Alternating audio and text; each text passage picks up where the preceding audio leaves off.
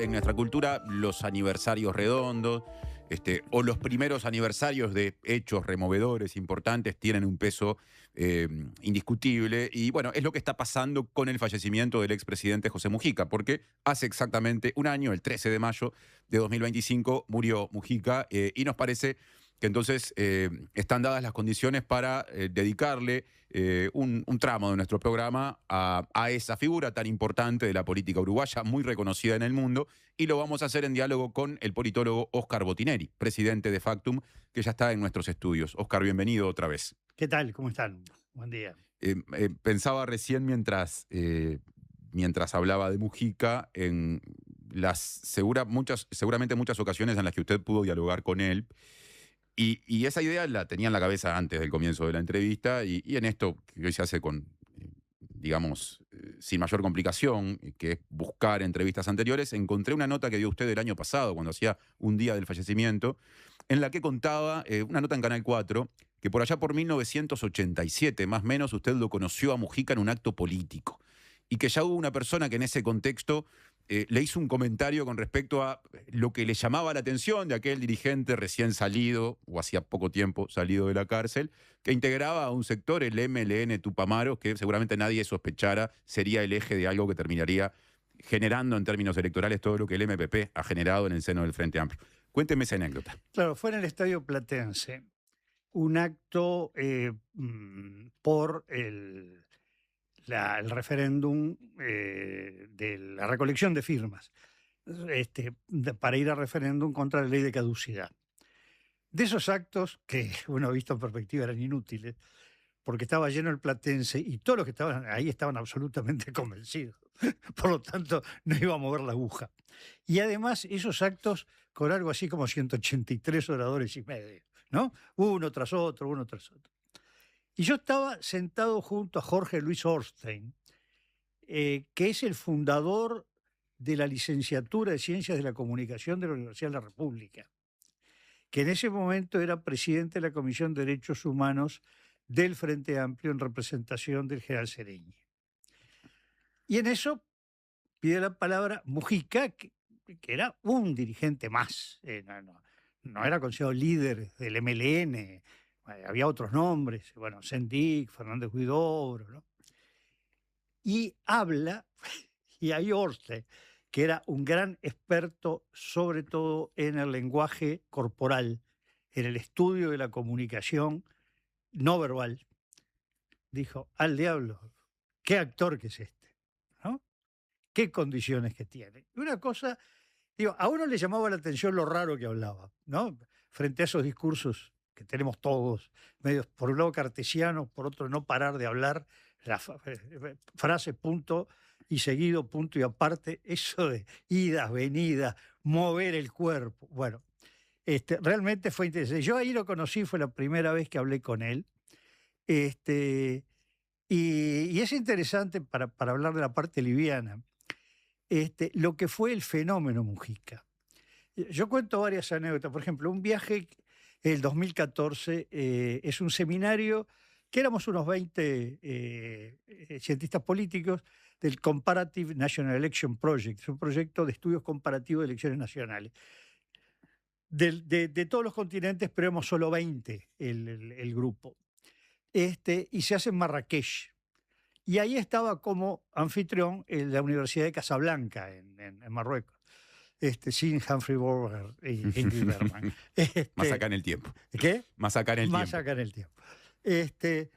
Y entonces me acuerdo que estamos hablando, y viene y me dice, mire, yo le quiero invitar, si no puede dar una charla, el curso de doctorado en la Universidad de Casablanca. Como en materia electoral, Uruguay es una vedette, porque tiene el sistema más complicado y original del mundo, ¿no? Yo creo que Uruguay tiene asegurado que existe en la ciencia política y el derecho constitucional con dos cosas. El colegiado, una vez me presentan en Roma diciendo el profesor Botinelli es del país que también tuvo un régimen colegiado igual que Suiza, bueno, y el sistema electoral. Entonces, bueno, sobre el sistema electoral, no, quiero que nos hable sobre Mujica. Y además la idea, que es de países con mucha población, que conocer uno a un personaje de esos, qué increíble. No, que acá nos conocemos todos, ¿no? Claro. Eso llama la atención. Pero ir a los que estaban doctorando en Casablanca a hablar sobre Mujica. Volvemos a Italia y me tomo unos días de descanso.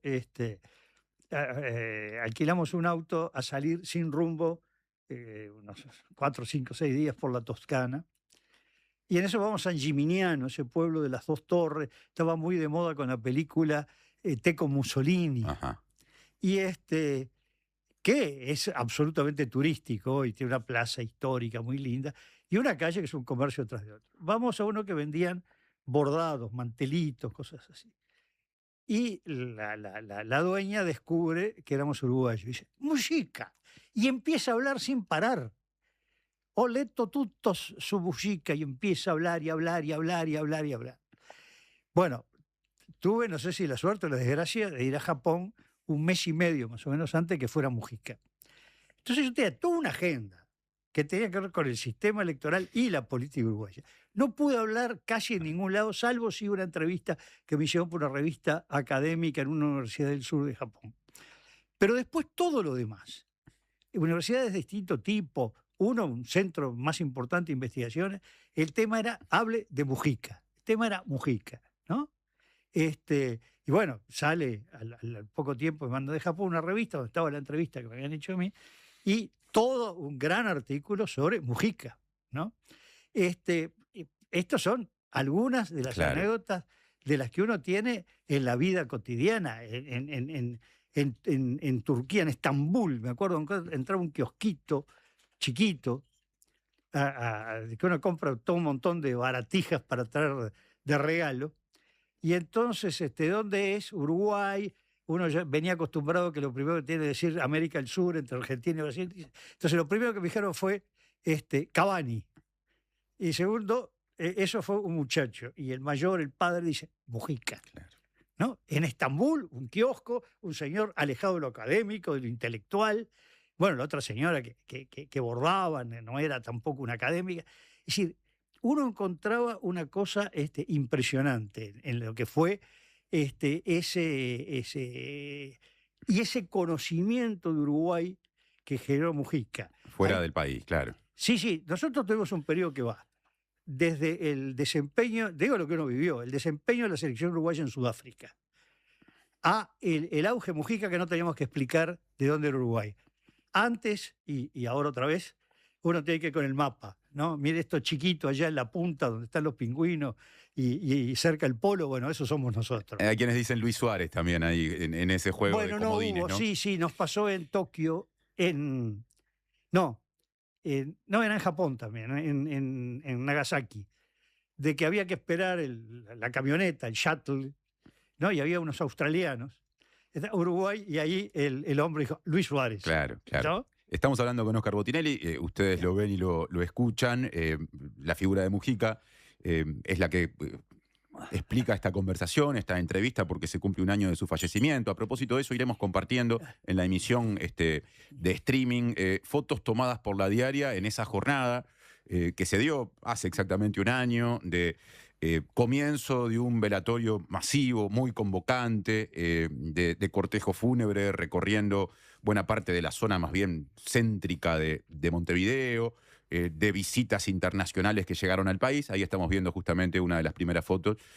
Vemos cómo se traslada el féretro hacia el Salón de los Pasos Perdidos del Palacio Legislativo. Le cuento a la gente que nos está escuchando. Y luego de la introducción o de esta primera respuesta de Botinelli, me interesa profundizar en lo siguiente. Volviendo a la anécdota, usted tiene un primer recuerdo de 1987, ese acto político con Mujica participando. Luego, el crecimiento de Mujica en tanto figura política y su consolidación como hombre vinculado al análisis político seguramente le permitió hablar muchísimas veces con él, porque sabemos que usted habla todo el tiempo, aparte, con mucha frecuencia con referentes de la política. ¿Cómo eran esas conversaciones? Bueno, a ver, por orden.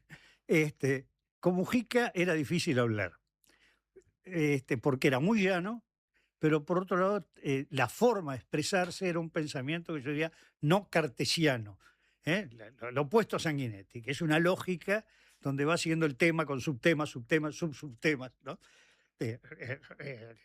Pepe era una explosión de ideas que iban, venían, rara vez tenía una frase entera, la cortaba, hacía gestos, entonces uno terminaba la frase bien interpretando por el gesto que hacía. Y eso llevaba a algún esfuerzo en el diálogo.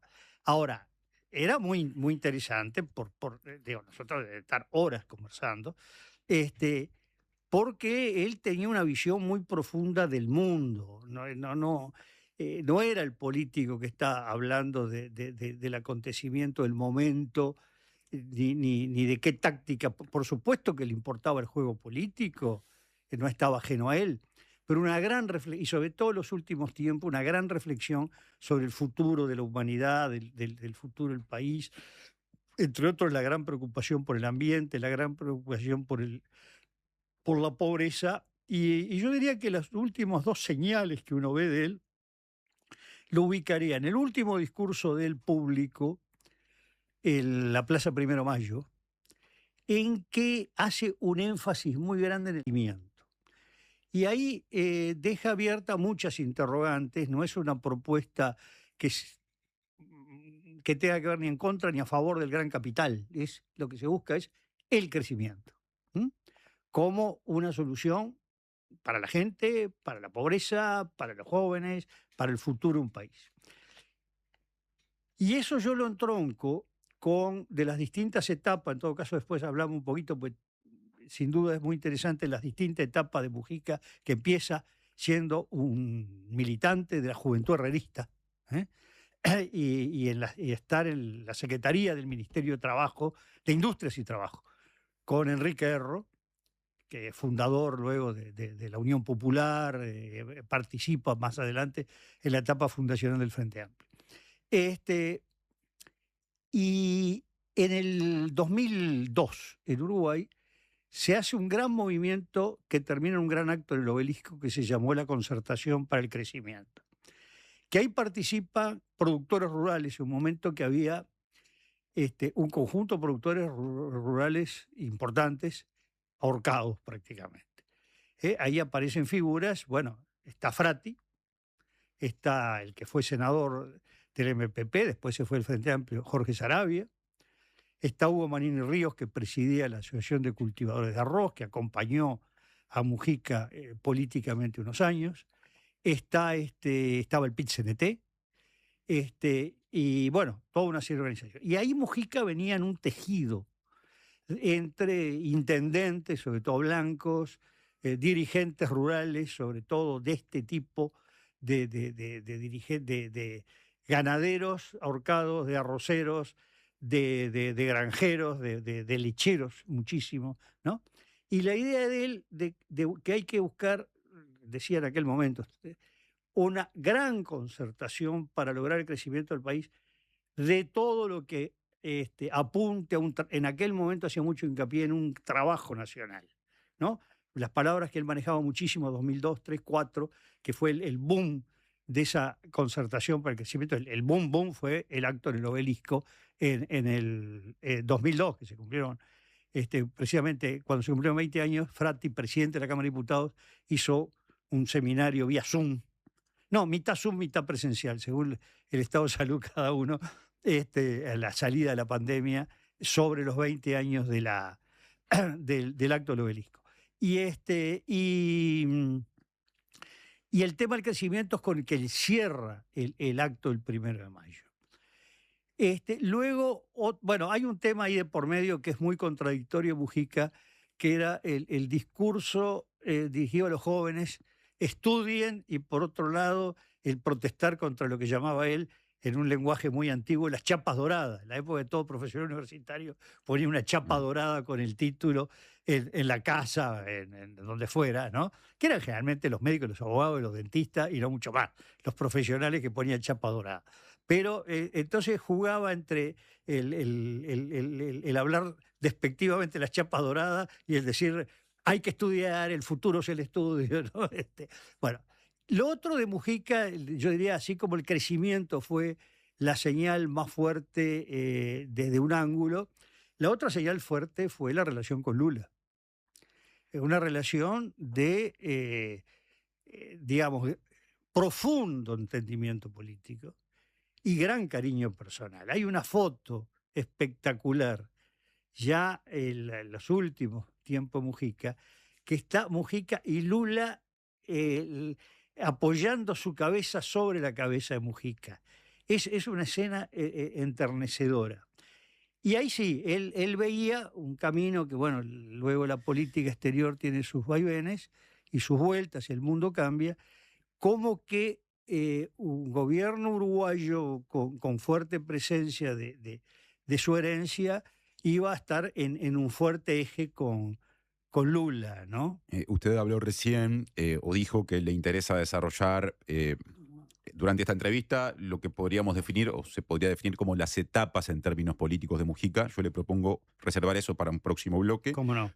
Y antes de la pausa que ya viene, quiero cerrar esta primera parte de la entrevista repasando algo que nos dijo en entrevista con TV Ciudad el año pasado, cuando hacía horas que se había concretado el fallecimiento de Mujica, en el sentido de aproximarnos a la complejidad de su pensamiento, incluso de su interpretación de algunas corrientes del pensamiento político nacional. Usted nos dijo en aquel momento textualmente, su pensamiento originario, el de Mujica, toma del herrerismo lo que se puede definir como nacionalismo popular, esa visión blanca del siglo XIX y la formación del país. Sin embargo, era un gran admirador de Valle y Ordóñez y el Estado social vallista. ¿Cómo se compatibiliza lo único con lo otro? Se compatibiliza en lo siguiente. Primero, Uruguay, cuando se habla de historia, sobre todo no digo los historiadores, digo el léxico común de la política, se hacen algunas catalogaciones, se le asigna al vallismo algunas cosas que no fueron originarias del vallismo o que el vallismo fue un componente importante pero no el único. El desarrollo de lo que se puede llamar el Estado social tiene muchos componentes. El primer sistema jubilatorio uruguayo es diseño o impulso de Lorenzo Carnelli, dirigente blanco, blanco radical, lo que se asemejaba a lo que era el radicalismo francés, ultra laico, llamémosle así. Herrera, con Carlos Roslo, presenta, estamos hablando mucho antes de lo de Carnelli, una ley de limitar la jornada de trabajo. Creo que se fijaba un número alto, 11 horas, pero es la primera ley sobre limitación. Después sí, ya viene la de 8 horas, casi cuando realmente se va a concretar ya es la de 8 horas. Pero quiero decir, hay muchos elementos que no son propiamente el vallismo. Además, no nos olvidemos una cosa.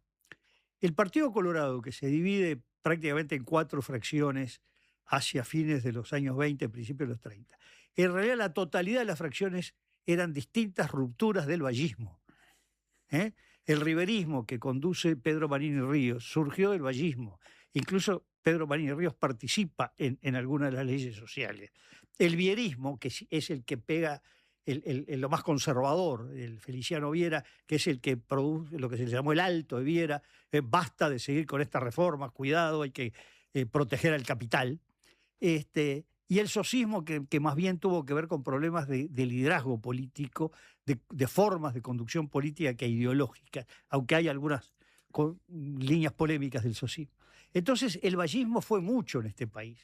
Incluso el nacionalismo independiente, que se diferenciaba muchísimo del herrerismo y estaba enfrentado, tenía una concepción que en muchos aspectos muy similar al del vallismo. Entonces, ¿qué es lo que pasa? El nacionalismo popular es algo que en Uruguay a veces no es entendido.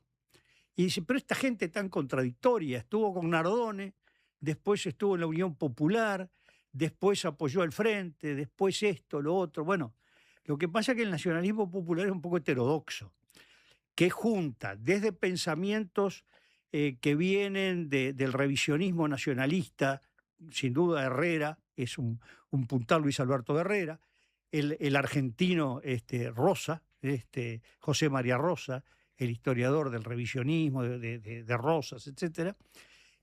Pero después tenemos, bueno, ahí aparecen figuras como José Claudio Williman, Reyes Abadí, y tenemos otro, bueno, ahí tenemos no en el lado histórico, sino más filosófico, la figura de Alberto Metol Ferré, que integró el equipo de asesores de Seregni, un hombre muy vinculado a la Iglesia Católica, amigo personal de Jorge Bergoglio, el que luego fue Papa Francisco.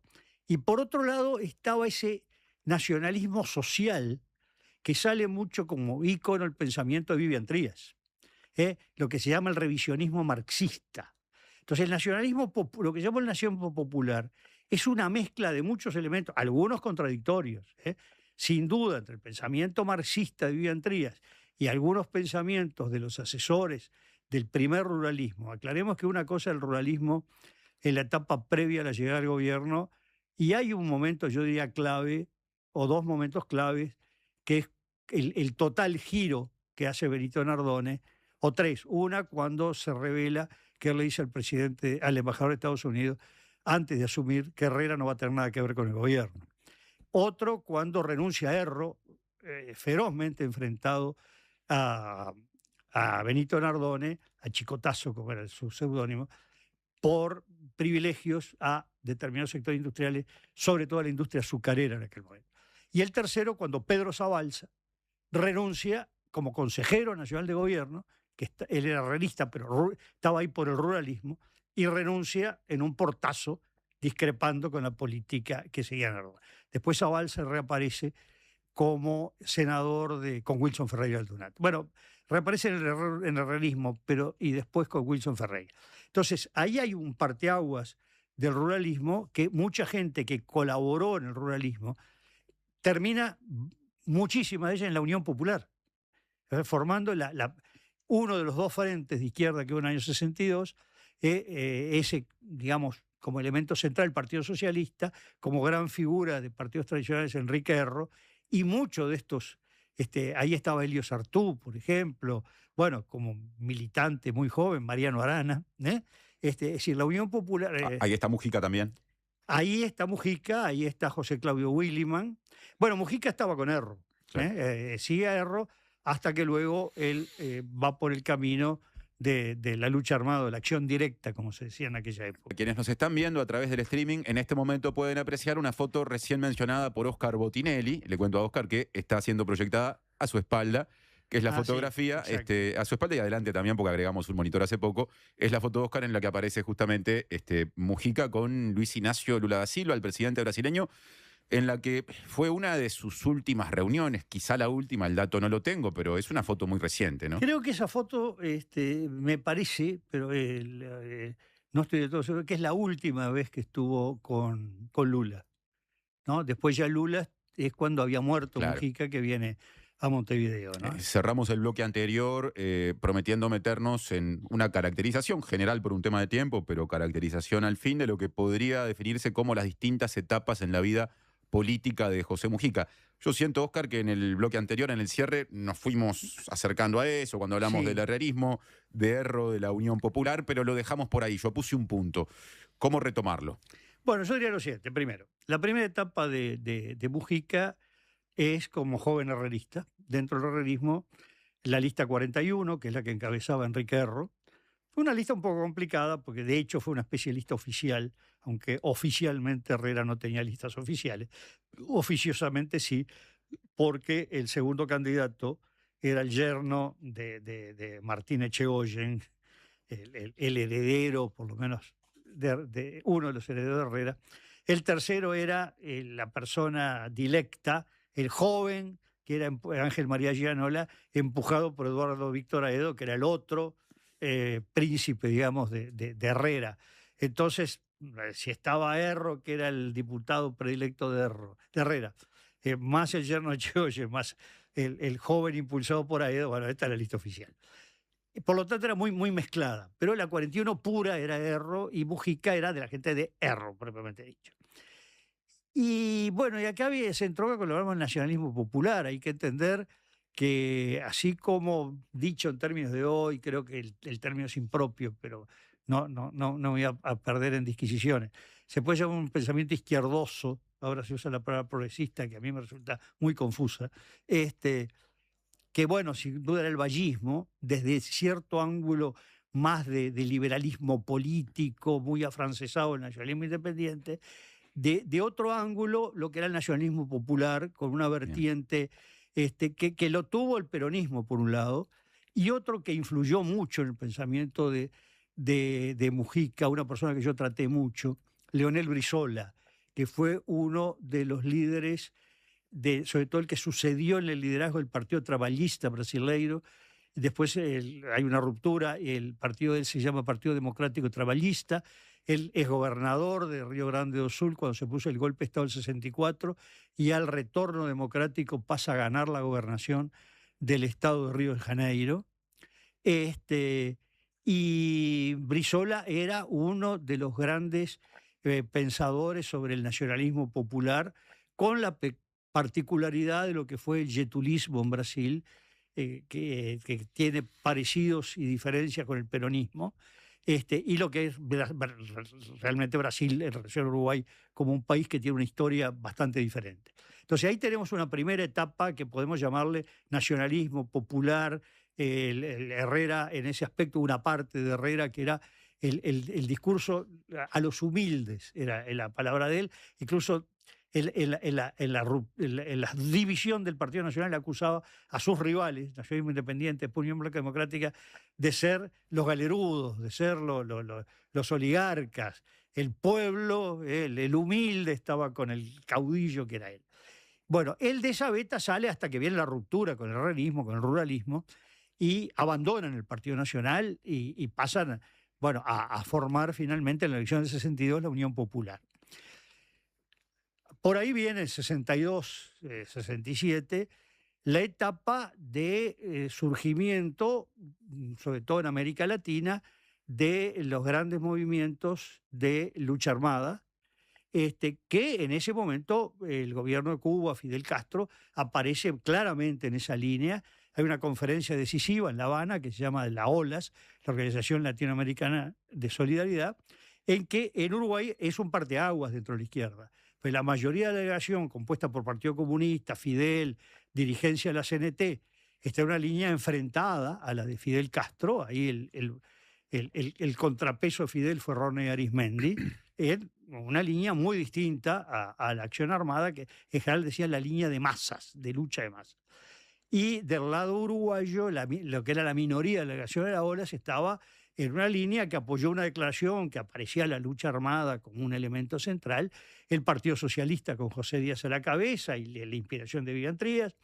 Estaba el Movimiento de Acción Popular Uruguayo, católico de izquierda, que es preámbulo de lo que después se llamó los GAU, Grupo de Acción Unificadora, preámbulo de la construcción de la IDI y después de la vertiente artiguista, bueno, sucesivos cambios. Estaba la Federación Anarquista Uruguaya, y aparece la figura de desaparecidos después, como Gatti, como Duarte, y de Hugo Cores, que estuvo en esa conferencia. Después, y que se transforma después en Resistencia Obrera Estudiantil y es el elemento central de la construcción del hoy existente Partido por la Victoria del Pueblo. Estaba el movimiento de izquierda revolucionario, en aquella época lo decían los chinos, es decir, un comunismo en la línea maoísta, eran, digamos, los elementos centrales. Y en eso aparece primero el coordinador revolucionario, que es el que hace el primer acto más emblemático, que es el robo de la Sociedad de Tiro Suizo, en Colonia, cerca de Colonia Suiza, y después ya, bueno, la formación del Movimiento de Liberación Nacional Tupamaros, ¿no?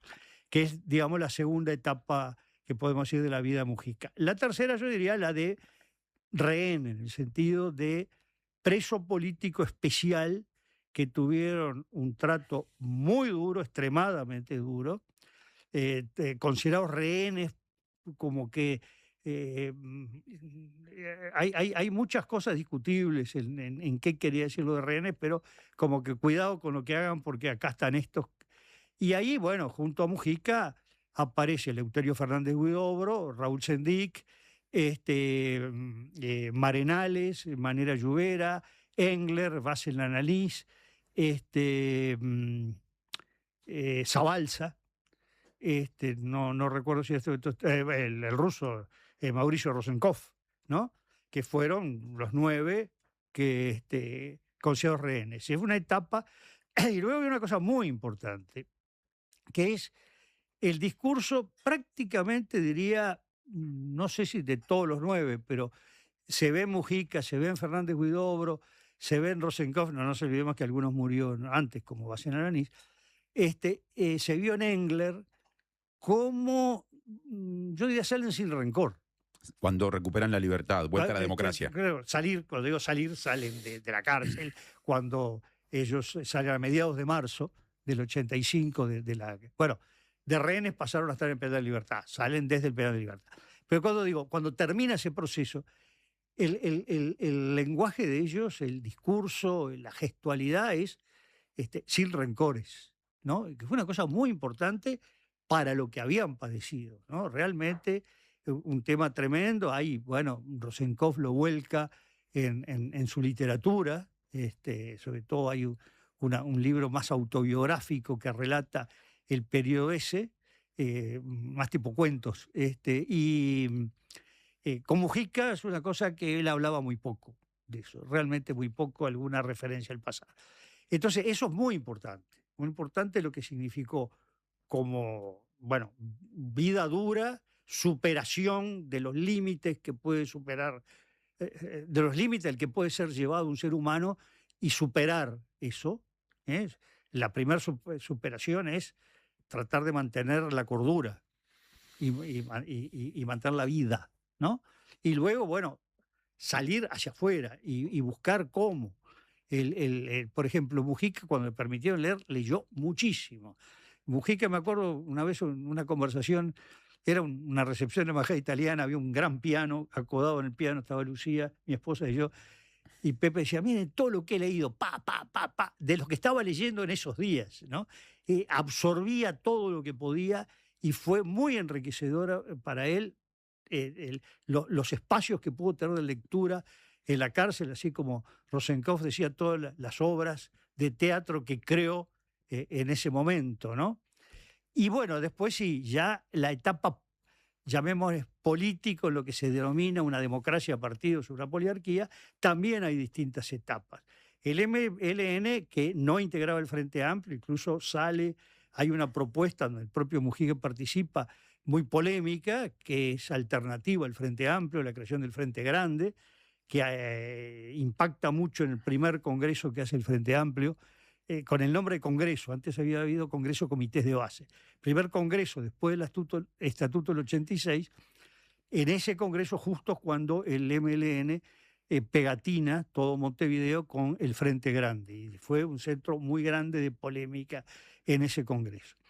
Luego ya viene la incorporación al Frente Amplio, que el MLN por ahí ya había manifestado hace un tiempo su voluntad de ingresar, había resistencias internas. En mayo del 89 es cuando ingresa, y ahí tiene una línea todavía un poco reticente a lo electoral. Tanto es que cuando forma el Movimiento Participación Popular para la elección del 89, con el PVP, con figuras independientes, hay que destacar entre otros a Helio Sartú y a Marcos Abelenda, el MLN no quiere tener ningún nombre de candidato. Ellos como que todavía veían, es recién en la elección siguiente en donde irrumpe la elección del 94, Mujica, diputado, Fernández Huidobro, de senador suplente, y ya, bueno, aparece Lucía, aparece Bonomi, ¿no?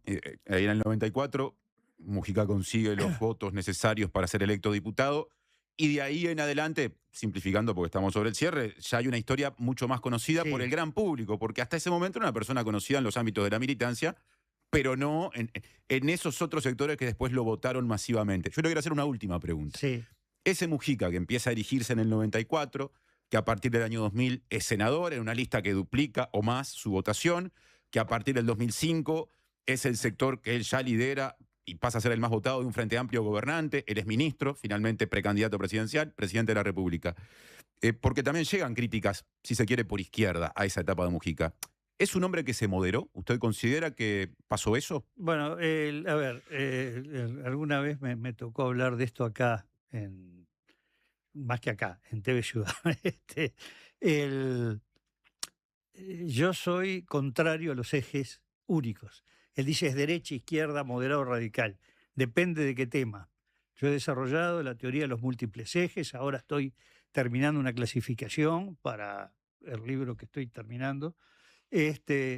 Y bueno, depende a qué se llama. Hay eje derecha-izquierda, conservador-liberal en las conductas éticas, sexuales, de pareja, etcétera. Hay conservador-liberal en cuanto al concepto global de la sociedad. Hay una línea más liberacionista, una línea más tradicionalista. Está en lo económico el liberalismo económico, el estatismo. Entonces, depende de qué estemos hablando. Lo que es claro es que ha cambiado la propuesta revolucionaria del origen, sobre todo más que del origen herrerista, estoy hablando ya el periodo más de unión popular en adelante, de hacer una revolución contra el gran capital, contra las multinacionales, hacia una línea un poco más amplia, más comprensiva, que yo diría que empieza a trazarse con la Concertación para el Crecimiento en el 2002, ¿no? La idea de buscar la inclusión y no la confrontación. Si eso es más moderado o no es otra discusión, depende el eje que uno clasifique. Lo que uno diría, sí, es distinto, es completamente distinto en algunos elementos. ¿Cuáles son los elementos centrales? Bueno, ya el elemento central es que el tema de la pobreza y del combate a la pobreza es una cosa central en el pensamiento Mujica, que está presente en este discurso final de la Plaza 1 de Mayo, cuando habla del crecimiento, el crecimiento tiene un objetivo, por supuesto, el desarrollo de todos, el futuro, etcétera, pero eliminar o combatir la pobreza, ¿no? Entonces, siempre en casi todas las personas se detecta que, bueno, hay cambios y dentro de cambios hay líneas de continuidad, ¿no?